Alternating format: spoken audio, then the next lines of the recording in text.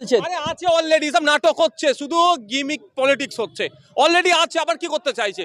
বরঞ্চ বলুক যে মুখ্যমন্ত্রী গলায় জোর গলায় বলুক, যারা এভিডেন্স যারা নষ্ট করছে, ডিস্ট্রয়েড করছে, ট্যাম্পারিং করছে, তাদের বিরুদ্ধে কি ব্যবস্থা নেবে।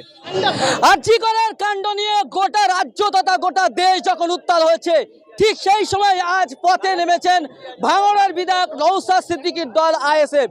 আজকে নওশাদ সিদ্দিকীর নেতৃত্বে কলকাতার শিয়ালদা স্টেশন থেকে শুরু করে এই মিছিল আরজি করের উদ্দেশ্যে রওনা দিয়েছেন।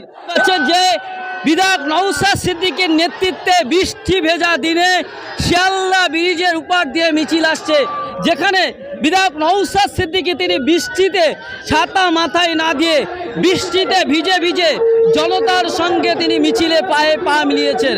আজকে আইএসএফ এর পক্ষ থেকে শিয়ালদা স্টেশন চত্বর থেকে আরজি করের উদ্দেশ্যে তিলোত্তমার বিচারের দাবিতে যে বিক্ষোভ মিছিল ছিল, সেই বিক্ষোভ মিছিলে পা মিলিয়েছেন বিধায়ক নওশাদ সিদ্দিকী, ইন্ডিয়ান সেকুলার ফ্রন্টের চেয়ারম্যান।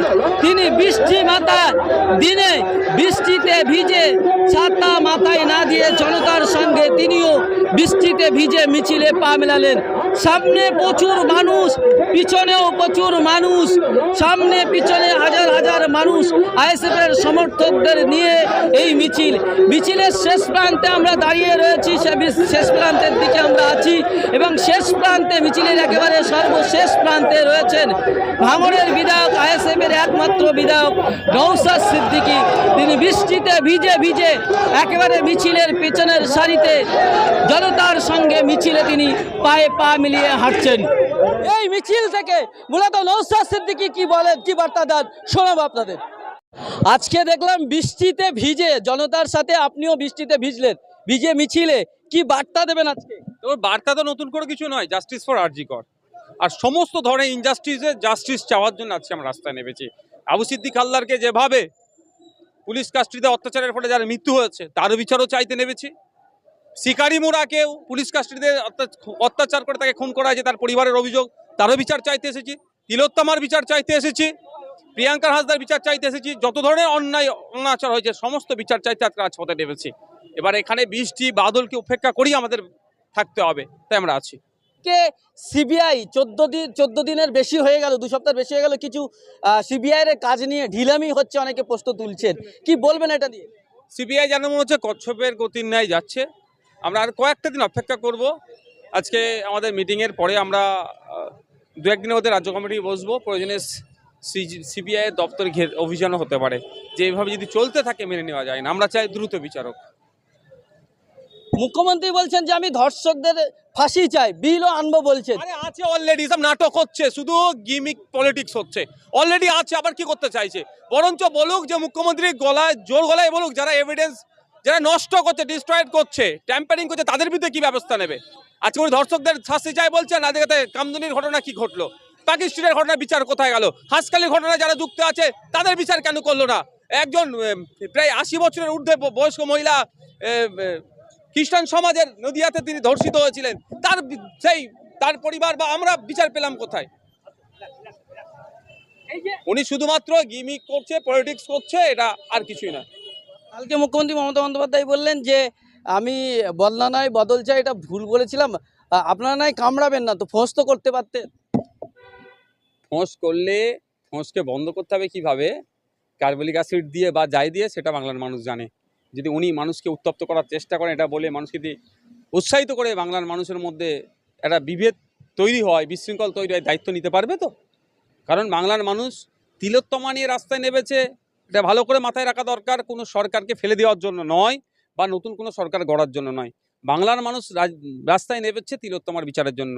আর এই বিচার চাইতে গিয়ে কেউ যদি আক্রান্ত হয়, কারো প্রতি যদি অনৈতিক হয়, অন্যায় হয়, সেই জুনিয়র ডাক্তারকে যেভাবে হুমকি দিচ্ছে, এই ধরনের যদি ঘটনা ঘটে, যদি এফআইআর করে জুনিয়র ডাক্তারদের নামে, একজনের নামে হলো, তাহলে বাংলার মানুষ কিন্তু তখন সরকারে কে থাকবে, কি তাকে রাখা উচিত নয়, এটা ভাবতে শুরু করবে। আর কালকে মুখ্যমন্ত্রী মমতা বন্দ্যোপাধ্যায় ডাক্তারদের উদ্দেশ্য করে বললেন, তাদের কর্মে যোগ দেওয়ার কথা বললেন আমি চাই না যে কারণ আমি এফআইআর হোক, তাহলে তাদের ভবিষ্যৎ নষ্ট হয়ে যাবে। এইটা কি হুমকি নাকি সতর্ক? যাই ভাবি বলুক না কেন, হুমকি দিক আর সতর্ক দিক, একটা কথা বলবো, যদি সাহস থাকে একটা জুনিয়র ডক্টরের নামে একটা এফআইআর করে দেখাক, তারপরে বাংলার মানুষ বুঝিয়ে দেবে গণতান্ত্রিক প্রক্রিয়াতে আন্দোলন করতে হবে, কি করতে হবে, কাকে নামাতে হবে, কাকে তুলতে হবে, বাংলার মানুষ বুঝে নেবে। একটা ডাক্তারের নামে এফআইআর করে দেখাক তো, বাদ দিবার বেলায় নেই, আবার কিল চড় ঘুষি দেখাচ্ছে।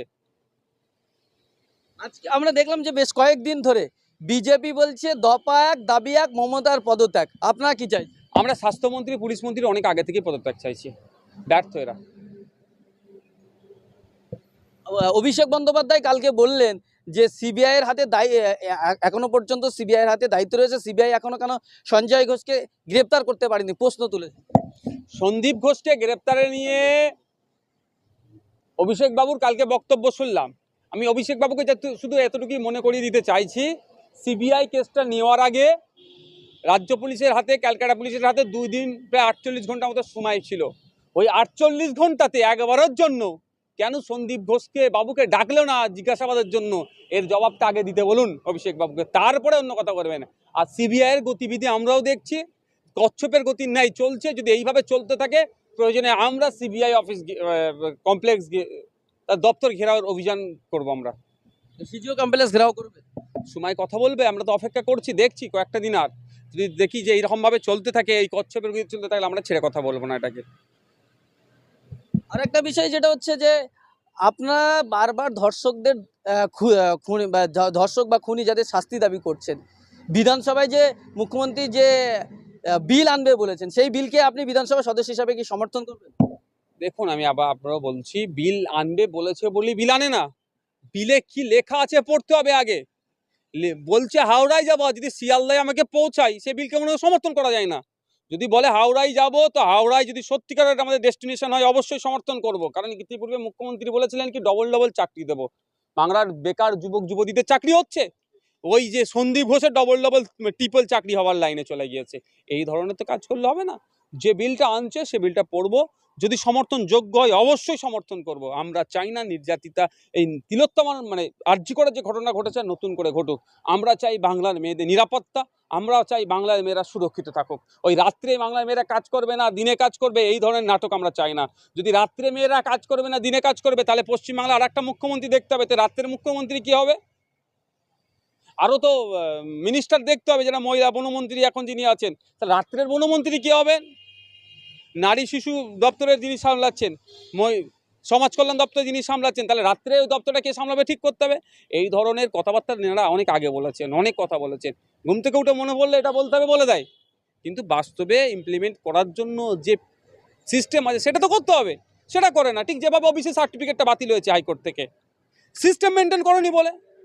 তো এই ধরনের যে আইনটা আনছে, যদি মানুষের পক্ষে হয়, মহিলাদের জন্য হয়, রাজ্যের মেয়েদের জন্য হয়, তিলোত্তমারদের জন্য হয়, আমরা 100বার সাপোর্ট করবো। আমরা তো অন্যায়ের বিরুদ্ধে রাস্তায় নেমেছি। কে আনছে তার থেকে বড় কথা নয়, যেটা মানুষ মহিলাদের জন্য সুরক্ষিত হবে, তাহলে কেন করবো না।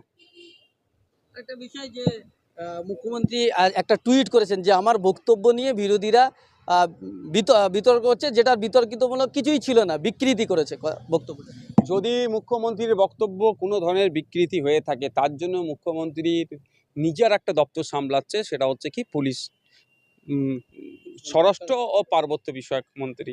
তো তিনি তার সাইবার যথেষ্ট স্ট্রং আছে। নওশাদ কার সাথে রাজনীতির কথা বলছে, কবে কোথায় মিটিং যাবে, সেগুলোও তো সব শুনে ফেলছে। খোঁজ নিয়ে দেখুন তো, শোনার চেষ্টা হচ্ছে তো।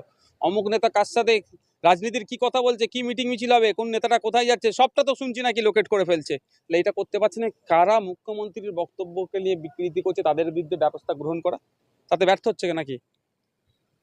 ওসব হচ্ছে শুধু মানে সিম্প্যাথি নিয়ে মতো কথাবার্তা হচ্ছে, ওসব কথা চলে না। অনেকেই বলছে যে 21শে জানুয়ারি 2023-এ যখন নওশাদ সিদ্দিকী হাতিশালায় আক্রান্ত হয়েছিল, তার প্রতিবাদে ধর্মতলা ডরিনাকরণ সিংয়ে অবরোধ করার জন্য নওশাদ সিদ্দিকী 42 দিন জেল খাটলো। অথচ যারা নবান্ন অভিযান করলো তারা পুলিশকে মারলো, পুলিশের উপর আক্রমণ হলো, অথচ তাদের যারা নেতৃত্ব দিয়েছে পিছন দিয়ে তাদের গ্রেপ্তার নেই। এ নিয়ে অনেকে প্রশ্ন তুলছেন, কি বলবে? যারা কোশ্চেন করছে ভ্যালিড কোশ্চেন করেছেন তো, কিন্তু উত্তর দেবে কে?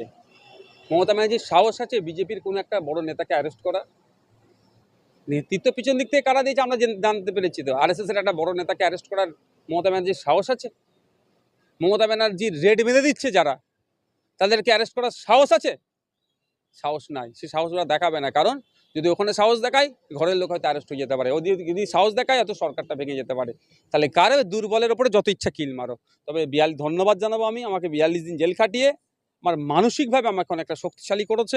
আমি যদি না জেলে যেতাম, আমার জীবনে, রাজনীতির জীবনে একটা অধ্যায় হয়তো কম থাকতো। জেলে যাওয়ার পরে একটা অধ্যায় আমার পূরণ হয়েছে। নওশাদ সিদ্দিকী পদ অবরোধ করার জন্য জেলে থাকে, কিন্তু শুভেন্দু অধিকারী গুলি চালানোর কথা বললেও কিন্তু বাইরে থাকে।